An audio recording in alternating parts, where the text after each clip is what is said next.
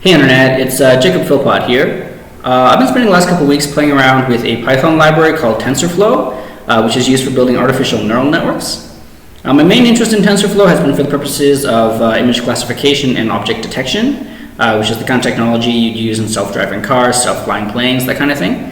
But I actually discovered an interesting, more artistic side effect to this technology, which is this technique that's called neural style transfer, and I think it's really cool, so I'm making this video because I want to show it to you. So what neural style transfer does is it allows you to take two different images, one content image and one style image, and blend them together. So the model learns the sort of artistic style to one image and it transfers it over into the original image. So you keep like the lines and the shapes from your content image, but you get the textures and the colors from your style image. But here, let's take a look at a couple examples. So I obviously decided to start with a picture of my cat. So this is my cat, Neffy, everyone. And I decided to mix this picture of Neffy with this picture of the Milky Way in order to create Space Cat. I also took the same picture and mixed it with this picture of the Matrix in order to create Matrix Cat. So some of the results you get are kind of meh. Personally, I really prefer Space Cat to Matrix Cat.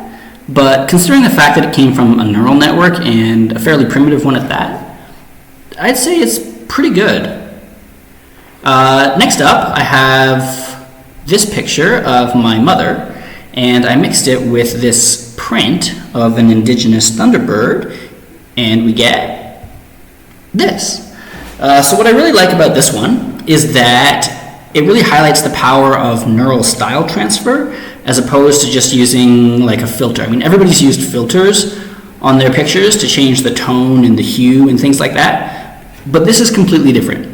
Now we have a neural network that's actually learned a distinct artistic style. The model has taken the liberty to apply some lines where there were not lines before and has completely abandoned the original colors and textures in order to create something that is genuinely new. So that's pretty cool. Next up, I took this picture of my girlfriend Emily and I mixed it with this mosaic from the Hassan II Mosque in Morocco, and we get this. So again, what I like here is that the model has taken a lot of creative liberty. You can still very distinctly see the original image. Our faces are very apparent, but the colors have been completely changed. And you actually get something that almost looks like a painting. Which leads me into the next one, which is this family portrait from a few years back that I decided to mix with an actual painting from the group of 7 in order to create this. So the model that I've been using here is actually a very general purpose model. The same model created all of these images. But if you wanted, you could actually create specialized models to a particular artist's style. Like say you're a big Salvador Dali fan. You could create a model that's trained on not one, but 100 different Salvador Dali paintings. And then at the snap of your fingers, you could change any photograph into a Salvador Dali painting or something like that. So I think that's pretty cool. So if you're wondering how it all works, I've created this repository here on GitHub to host some of the code that I've used to create this stuff. It's pretty complicated and I'm really only scratching the surface, but it's an exciting technology and I think it has a lot of potential.